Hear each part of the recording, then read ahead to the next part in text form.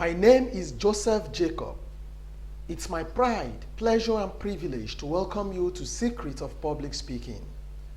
Today, we'll beam our searchlight on handling question and answer sessions.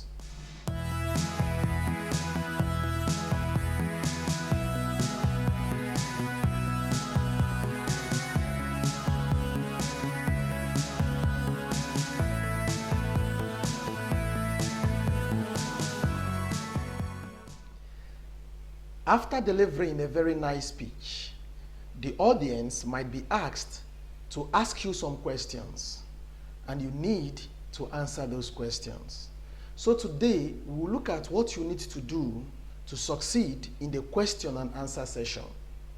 Remember, despite your success in delivering your speech, if you fail in the question and answer session, some in the audience, or even most people in the audience, might start thinking that even your success of delivering your speech is just a fluke, a flash in the pan. So it's important that you succeed in the question and answer session. Let's look at 6 things we can do to succeed in the question and answer session. The first 2 things we'll look at are things we'll do before the speech delivery and question and answer session. And the last 4, what we need to do during the question and answer session. The first thing you need to do is to formulate possible questions that will be asked. If you find it difficult to do this on your own, give copies of your speech to your friends and family.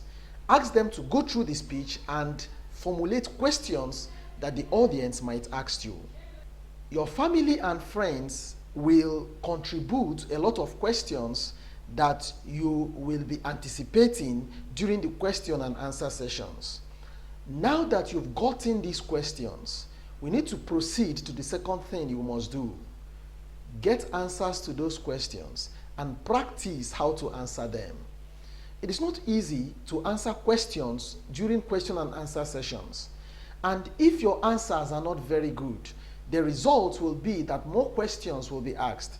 And the more the audience asks you questions, the more the possibility that you will stumble.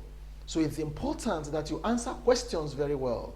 When you practice, rehearse how to answer these questions, it will definitely help you to answer questions perfectly. And when you answer questions perfectly, it will reduce the number of questions your audience will want to ask you. Now, let's look at the 4 other things you must do during the question and answer session proper.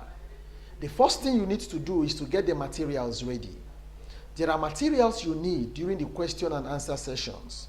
Make sure you have them. And those materials are pen and paper. What will you use the pen and paper for? Most times during the question and answer session, the moderator may take 2, 3, or 4 questions before he or she allows you to respond. It will be very difficult and challenging for you to have all the names and the questions people have asked offhand. So it will be proper you write them down. It will help you to remember the questions and the names of the people that ask such questions and address them properly. This next thing you need to do during the question and answer session is to listen attentively. Remember, your answer is going to be based on the question they asked. If you didn't get the question very well, you will definitely give a wrong answer. So you need to listen attentively to get the correct question and to give the correct answer. When you give a wrong answer, it will lead to more questions. And that is what we want to avoid as much as possible. So listen attentively to make sure you get the question someone in your audience is asking, so that you will give him or her or the audience the perfect answer. The next thing you need to do after listening attentively and getting the right questions is to approach answering the questions positively and politely. Why is this point important? It is very important because some people lack tactfulness. And because they are tactless, when they are asking you questions, it will seem as if they are attacking you. It will seem as if they are confronting you personally. The first urge will always be to strike back. to attack them as well. But that is not the proper way to handle it. If you give the audience the impression that you are belligerent, they will start provoking you. They will start attacking you with questions, even irrelevant ones. So be calm, be positive, be polite. Address the question, not the person asking the question. The last thing you need to do during question and answer sessions is to address the audience, not the person that asked the question.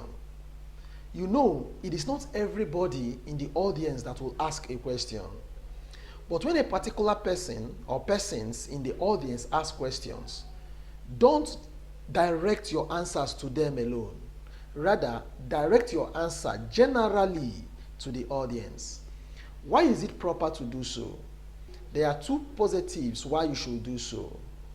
The first one is that when you direct your answer to the entire audience, not to the person that asked that question, if the person had meant to be confrontational, your answering the question, channeling it to the entire audience, will mitigate that friction. The second benefit of channeling your answer to the entire audience rather than the person that asked that question is that you are dignifying the entire audience, not just the person that asked the question. When you abandon the audience and focus only on the person that asked that question, you are dignifying the person above the audience.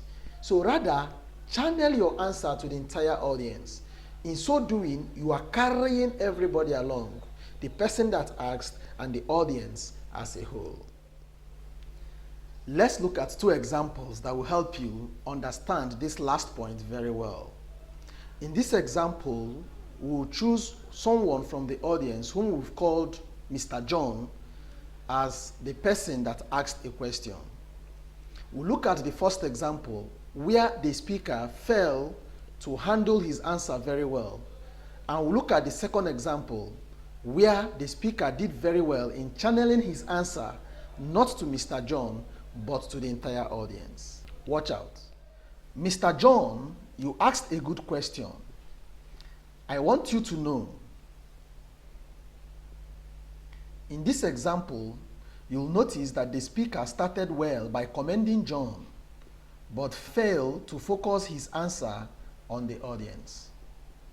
Let's look at the right way to do this. Mr. John, you asked a good question. Ladies and gentlemen, I want you to know. After commending John, the speaker quickly moved from him alone to the entire audience. The audience will pay attention to the speaker as he is addressing them, not just John.